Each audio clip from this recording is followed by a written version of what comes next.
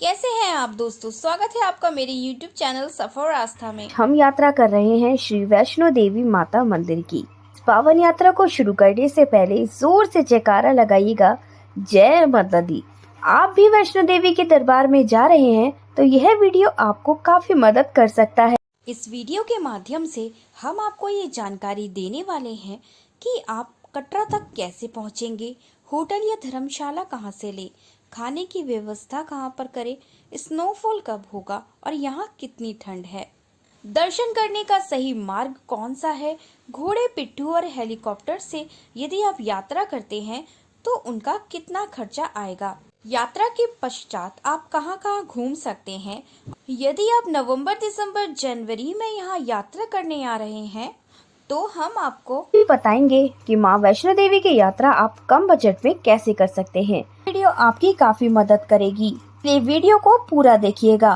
शुरू करते हैं माँ वैष्णो देवी धाम की इस पावन यात्रा को। कहते हैं ना, माता रानी के दरबार में जिसका बुलावा होता है माता रानी उसे बुला ही लेती है। ये जानते हैं माँ वैष्णो देवी के दरबार में कैसे पहुँचे। वैष्णो देवी मंदिर में आने के लिए आपको जम्मू या कटरा तक पहुंचना होता है। अब कटरा तक कैसे पहुंचेंगे? अगर आप ट्रेन से जम्मू या कटरा आना चाहते हैं, सभी शहरों से आपको कटरा के लिए या जम्मू के लिए ट्रेन आराम से मिल जाएगी। यदि आपके शहर की कोई ट्रेन कटरा तक नहीं आती है तो आप जम्मू स्टेशन से रुककर वहां से टैक्सी लेकर कटरा तक आसानी से पहुंच सकते हैं। यदि आप बस से कटरा तक पहुंचना चाहते हैं तो बस का किराया यहाँ 80 रुपए होता है। 80 रुपए लोकल बस का किराया है जो आपको 2 या 3 घंटे में कटरा तक पहुंचा देती है। एक डायरेक्ट कटरा की बस भी जाती है जिसका किराया मात्र 120 रुपए है, जो 1.5 घंटे में आपको कटरा तक पहुंचा देगी। यदि आप एसी बस करना चाहते हैं तो उसका किराया 150 रुपए है। बात करते हैं टैक्सी की। टैक्सी वाले आपसे 1000 से 1500 रुपए चार्ज करते हैं। तो कुछ ऐसे शहर हैं जहाँ से डायरेक्ट बस सीधा कटरा तक पहुँचाती है, जैसे दिल्ली, हरियाणा, पंजाब। यदि आप यहाँ से सीधा बस से आ रहे हैं तो ये बस आपको सीधा कटरा तक उतारेगी। आप अपनी कार से यहाँ आना चाहते हैं या अपने शहर से कार के माध्यम से यहाँ आना चाहते हैं तो यह भी एक अच्छा तरीका है। यहाँ पर आप ऐसे भी आ सकते हैं। अब बात करते हैं फ्लाइट की। यदि आप अपने शहर से फ्लाइट से कटरा आना चाहते हैं तो आपको जम्मू एयरपोर्ट पर आना होगा। एयरपोर्ट पे पहुंच के आप वहां से बस या टैक्सी के माध्यम से आसानी से कटरा तक पहुंच सकते हैं। कटरा में पहुंचने के बाद आइए आपको बताते हैं कि आप यहां कहां रुक सकते हैं। यदि आप बजट होटल लेना चाहते हैं तो आप श्राइन बोर्ड के द्वारा संचालित निहारिका कॉम्प्लेक्स में भी होटल ले सकते हैं। निहारिका कॉम्प्लेक्स बस स्टैंड के पास ही स्थित है, जहां आपको बड़े बड़े होटल 2,500 से 3,000 रुपए में रूम देंगे। वही निहारिका कॉम्प्लेक्स में आपको 1200 से 1400 में रूम आसानी से मिल जाता है। कई तरीके के होटल हैं, आप अपने बजट के हिसाब से होटल ले सकते हैं। माता रानी के दरबार की यात्रा। आप यहाँ पर घोड़े से, पिट्ठू से या पालकी से जाना चाहते हैं तो आपको बाण गंगा रास्ते से जाना होगा। यहाँ पर घोड़े का किराया अर्धकुमारी तक 650 रुपए और भवन तक 1250 रुपए है। नवरात्रों के बाद से ही यहाँ के रेट बढ़ाए जा चुके हैं। पालकी के रेट 1800 से 3500 रुपए है। 1800 रुपए अर्धकुमारी के और 3500 रुपए भवन के। यहाँ पर आप बच्चों के लिए ट्रॉली ले सकते हैं जिसका किराया 200 रुपए है अर्धकुमारी का और 350 रुपए भवन तक के लिए है। हेलीकॉप्टर से यात्रा कर रहे हैं तो उसका पहले का किराया 1800 रुपए था, अब 2100 रुपए हो गया है। इसकी आप ऑनलाइन बुकिंग करा सकते हैं। यदि आप पैदल यात्रा करना चाहते हैं तो आप ताराकोट मार्ग से यात्रा कर सकते हैं। यहाँ घोड़े आदि की कोई परेशानी नहीं होती। बिल्कुल साफ सुथरा नया मार्ग बनाया गया है। जो भक्त पैदल यात्रा करना चाहते हैं उन भक्तों के लिए यह मार्ग सबसे अच्छा है। यहाँ कोई चढ़ाई नहीं है, सीधा सीधा रास्ता है। ये शुरू करते हैं माता रानी की पावन यात्रा लेकर माता रानी का नाम जय माता दी।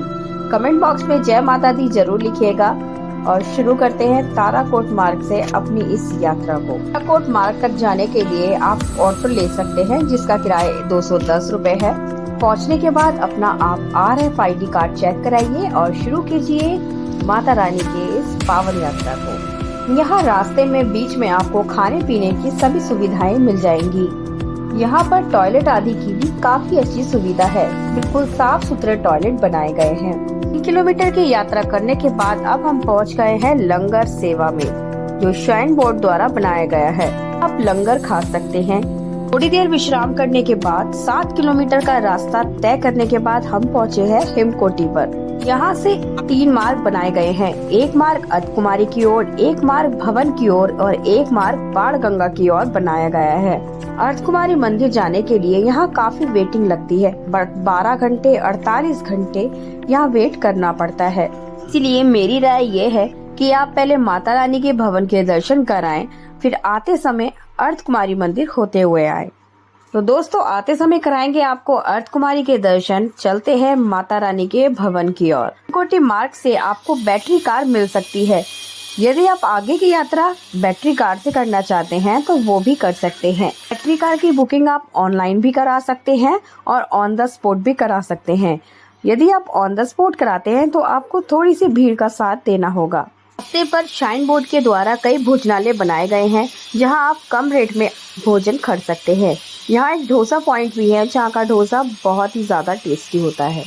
यदि यात्रा के दौरान आपको कोई हेल्थ इशू होता है तो यहाँ आपके लिए डिस्पेंसरी वगैरह भी बनाई गई है, जहाँ आप अपने को दिखा सकते हैं। यहाँ आने वाले माता रानी के भक्तों के लिए सभी प्रकार की सुविधाएं की गई हैं। खाते पीते हुए अब हम पहुँच गए हैं माता रानी के दरबार से सिर्फ 1.5 किलोमीटर दूर, जहाँ से माता रानी का दरबार साफ साफ दिख रहा है। जय माता दी। चलिए, अब हम पहुँच गए हैं माता रानी के दरबार में। यहाँ आप स्नान करना चाहते हैं, यहाँ बाथरूम और टॉयलेट की भी सुविधाएं हैं, जो फ्री ऑफ कॉस्ट है। यहाँ आप नहा धोकर माता रानी के दरबार में दर्शन के लिए जा सकते हैं।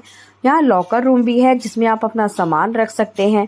माता रानी के दरबार में मोबाइल फोन ले जाने की इजाज़त नहीं है, तो आप फोन भी हर लॉकर रूम में रख सकते हैं। और यहाँ से प्रसाद लेकर चलते हैं माता रानी के भवन में।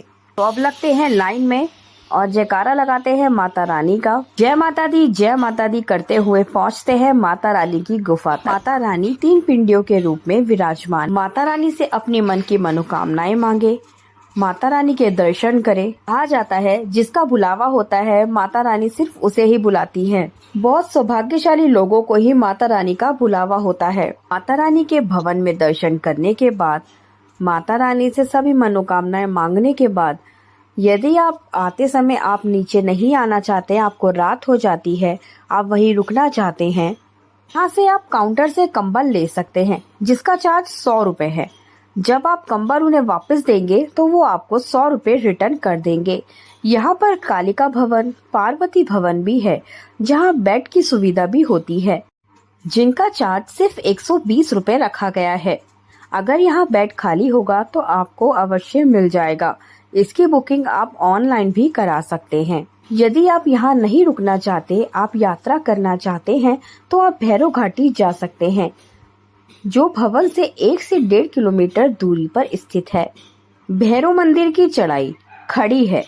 यहाँ आप पैदल भी जा सकते हैं और घोड़े के द्वारा भी जा सकते हैं। घोड़े वाले आपसे 300 से 400 रुपए लेंगे भैरव घाटी तक पहुँचने के लिए। यहाँ से आप रोप वे में भी जा सकते हैं। रोप वे की सुविधा सुबह 7:45 बजे से शुरू हो जाती है और शाम को 6:30 बजे तक रहती है। रोप वे से राउंड ट्रिप के लिए आपको 100 रुपए चार्ज देना होता है। इससे आप आसानी से भैरव घाटी पहुँच जाते हैं। भैरव घाटी पहुँचकर आप भैरव बाबा से अपनी मनोकामनाएं मांग सकते हैं। कहा जाता है, माता रानी के दरबार के बाद भैरव बाबा के दर्शन जरूर करने चाहिए, नहीं तो यात्रा अधूरी मानी जाती है। भैरव घाटी के दर्शन करने के बाद चलिए अब चलते हैं नीचे, वापस दर्शन करते हैं माता अर्धकुमारी के।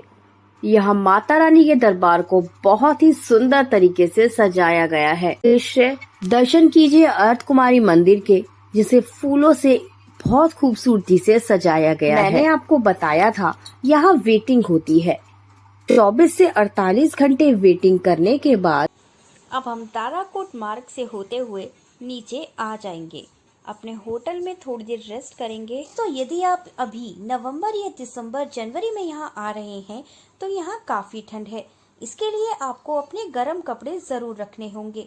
बता दें, यहाँ का मौसम काफ़ी ठंडा है, यहाँ पर स्नोफॉल जनवरी के पहले हफ्ते में होने की संभावना है।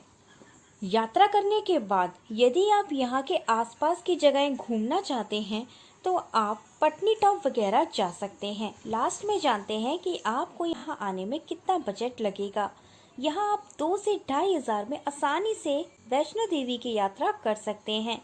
इसमें बस से कटरा तक का किराया, होटल और खाने की व्यवस्था इंक्लूड है। यह बजट कम से कम बजट है। यदि आप 5 स्टार होटल लेते हैं, अच्छा खाना खाते हैं तो इसके हिसाब से आपका खर्चा हो सकता है। आशा करते हैं वीडियो के माध्यम से ये जानकारी आपके काम आएगी। आपको वीडियो अच्छी लगी हो तो वीडियो को शेयर, लाइक करना मत भूलिएगा और कमेंट में हमें ज़रूर बताइएगा आपको ये वीडियो कैसी लगी। जय माता दी।